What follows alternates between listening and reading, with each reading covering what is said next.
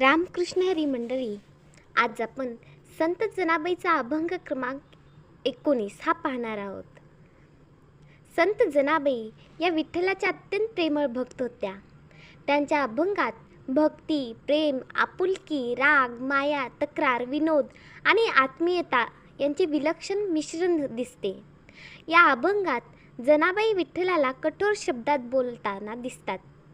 वरवर पाहता या ओळीमध्ये शिव्या, राग आणि अपमान दिसतो, पण प्रत्यक्षात ही अत्यंत उत्कृष्ट भक्तीची अवस्था आहे. ज्यांच्यावर जीवापाड प्रेम असते त्यांच्याशी माणूस पूर्ण मोकळेपणाने बोलतो. आई जशी आपल्या लेकराला रागवते तशी जनाबाई विठ्ठलाशी बोलत आहे. हा राग द्वेषाचा नसून तर प्रेमाचा आहे. भक्त आणि देव यांच्यातील इतकी जवळीक या अभंगातून दिसून येते की भक्त देवाला मित्र, लेकरू किंवा घरातील व्यक्ती मानून त्याच्याशी संवाद करतो. वारकरी संप्रदायात देवाशी असा सख्य भाव मान्य आहे. भक्त देवाला फक्त दूरचा, भयभीत करणारा ईश्वर मानत नाही, तर तो आपला जीवलग आहे असे समजतो. जनाबाईच्या या अभंगात हाच भाव अत्यंत तीव्र स्वरूपात दिसतो. तर चला अभंग पाहूया. अरे विठ्या विठ्या मूळ मायेच्या कारट्या, तुझी रांड रडकी झाली, जन्म सावित्री चुडात ल्याली. तुझे गेले मढे, तुला पाहून काळ रडे. उभी राहुनी अंगणी, शिव्या देते दासी जनी. अरे विठ्या विठ्या मूळ मायेच्या कारट्या, या ओळीत जनाबाई विठ्ठलाला विठ्या असे हाक मारतात. विठ्या हा शब्द प्रेमाने आणि रागाने दोन्ही प्रकारे वापरला आहे. त्या म्हणतात, अरे विठ्या, तू या माईक जगाचं मूळ खोडकर आहेस. मायेच्या कारट्या म्हणजे मायेचं मूळ कारण.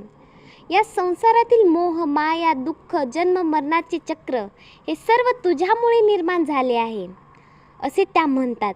येथे जनाबाई विठ्ठलावर आरोप करत आहेत की तूच हे जग निर्माण केलेस आणि जीवांना संसाराच्या बंधनात अडकवलेस, म्हणून सर्व दुःखांची मूळ तूच आहेस.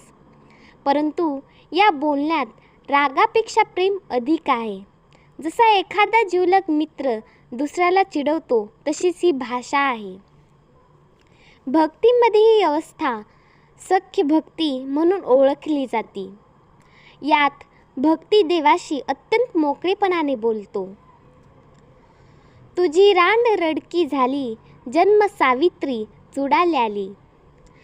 ही ओळा वरवर कठोर वाटते, पण संत साहित्यामध्ये अनेकदा अशी ग्रामीण आणि बोलीभाषेत शैली वापरली जाते. येथे जनाबाई विठ्ठलाला टोमणे मारत आहेत. तुझी रांड रडकी झाली म्हणजे तुझ्या संसाराचे, तुझ्या माई खेळीचे काही उरले नाही. संसार नश्वर आहे, सर्व काही नाशिवंत आहे हे त्या सूचित करतात. आपला देह नाशिवंत आहे, सर्व काही नाशिवंत आहे. जन्म सावित्री चुडा ल्याली म्हणजे जणू मृत्यू, काळ किंवा नियतीने विधिवेसारखा वेश धारण केला आहे. येथे संसाराच्या नश्वरतेचा उल्लेख आहे. जन्म घेणाऱ्या प्रत्येकाला मृत्यू निश्चित आहे, म्हणून हा संसार खोटा आणि क्षणभंगुर आहे. जनाबाई विठ्ठलाला म्हणतात, तू निर्माण केलेला हा या जगात अखेरीस नाशच आहे. मग या माईक खेळचा काय उपयोग आहे.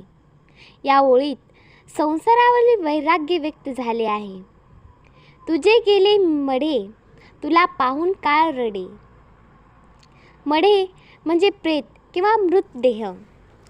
जनाबाई म्हणतात, अरे विठ्ठला, तुझ्यामुळे इतका दुःखमय संसार निर्माण झाला की मृत्यूच सुद्धा तुला पाहून रडतो. काळ म्हणजे मृत्यू किंवा वेळ. विठ्ठलाच्या या माईक लीलेमुळे जीव जन्म मरणाच्या फेऱ्यात अडकले आहे हे पाहून काळाला दुःख होते असे त्या अतियोक्तीने सांगतात. या ओळीत एक गूढ अर्थही आहे. विठ्ठला काळाच्याही पलीकडचा आहे. मृत्यू सर्वांना संपवते, पण परमेश्वराला कधीच संपू शकत नाही. उलट काळाला परमेश्वरापुढे हतबल व्हावीच लागते. जनाबाईच्या भाषेत विनोद, टोमणा आणि आध्यात्मिक याचे सुंदर मिश्रण दिसते. उभी राहुनी अंगणी, शिव्या देते दासी जनी. या शेवटच्या ओळीत जनाबाई स्वतःचे चित्र उभे करतात. त्या म्हणतात, मी तुझ्या अंगणात उभी राहून तुला शिव्या देत आहे. येथे शिव्या हा शब्द द्वेषासाठी नाही, तर ती प्रेमाची भाषा आहे. जसा एखादा जवळचा माणूस रागाने बोलतो, पण अंतःकरणात प्रेम असते, तसेच हे आहे. दासीजनी म्हणजे स्वतःला विठ्ठलाची दासी मानणारी जनाबाई. त्या स्वतःला सेविका समजतात. सेविका असूनही त्या विठ्ठलाशी इतक्या जवळीकने बोलतात की त्यांना रागवू शकतात. ही भक्तीची सर्वोच्च अवस्था आहे. देवाशी इतके आत्मीय नाते निर्माण झाले की ती औपचारिकता उरत नाही. जनाबाईच्या भक्तीत भीती नाही, तर प्रेम आहे. त्या विठ्ठलाशी अगदी घरातील माणसासारखे बोलतात. या अभंगात संसारातील माया, दुःख आणि नाशिवंतपणा दाखवला आहे. जन्म मरणाचे चक्र अखंड चालू असते. भक्त आणि देव यांच्यातील मैत्रीपूर्ण नाते या अभंगातून स्पष्ट होते. अभंगातील शब्द कठोर वाटते, तरी त्यामागे गाढ प्रेम आणि भक्ती आहे. संत जनाबाईचा हा अभंग वरवर पाहता विठ्ठलाला शिव्या देणारा वाटतो, पण प्रत्यक्षात तो अत्यंत उत्कृष्ट भक्तीचा आविष्कार आहे. भक्ती म्हणजे फक्त नम्र प्रार्थना नव्हे, तर देवाशी पूर्ण मोकळेपणाने संवाद साधणे. जनाबाई विठ्ठलाला रागवतात, टोमणे मारतात, पण त्या प्रत्यक्ष शब्दामध्ये प्रेम, आपुलकी आणि भक्तिभाव भरलेला आहे. या अभंगातून वारकरी संप्रदायातील सख्य भक्ती, संसाराची नश्वरता आणि देवाशी असलेली जवळीकचे नाते अत्यंत प्रभावीपणे व्यक्त झाले आहे. रामकृष्ण हरी.